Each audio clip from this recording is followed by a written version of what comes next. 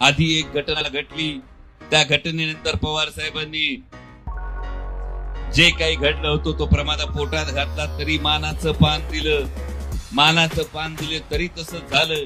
आणि हे सगळं होत असताना नकळत माझं मन इतिहासात, कारण हाच प्रसंग छत्रपती संभाजी महाराजांच्या काळात घडला होता. छत्रपती संभाजी महाराजांच्या वेळी छत्रपती शिवाजी महाराजांचं देहावसान झाल्यानंतर कारभाऱ्यांनी बंड केलं होतं.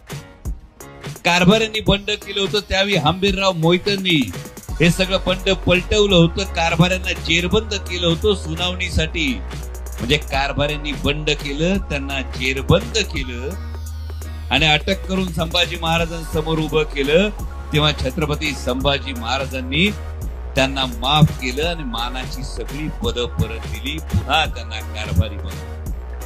पुन्हा कारभारी बनवल्यानंतर बघा इतिहास कशी आपल्याला प्रत्येक वेळी मार्गदर्शन करतो. महाराज गेल्यानंतर कारभाऱ्यांनी बंड केलं, अटक झाल्यानंतर छत्रपती संभाजी महाराजांनी त्यांना मोकळं केलं, पुन्हा मानाच्या पदावर बसवलं.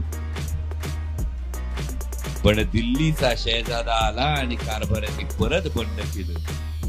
जेव्हा परत बंड केलं तेव्हा दिल्लीच्या शहजाद्यांनी, शहजादा अकबरांनीच हे बंड छत्रपती संभाजी महाराजांसमोर उघड केलं आणि छत्रपती संभाजी महाराजांनी पुन्हा कारभाऱ्यांना जेरबंद केलं. पहिल्यांदा जेव्हा जेरबंद केलं तेव्हा माफी देऊन मानाची पदं परत दिली होती. तेव्हा दुसऱ्यांदा गद्दारी केली तेव्हा हत्तीच्या पायी दिलं होतं. हा महाराष्ट्र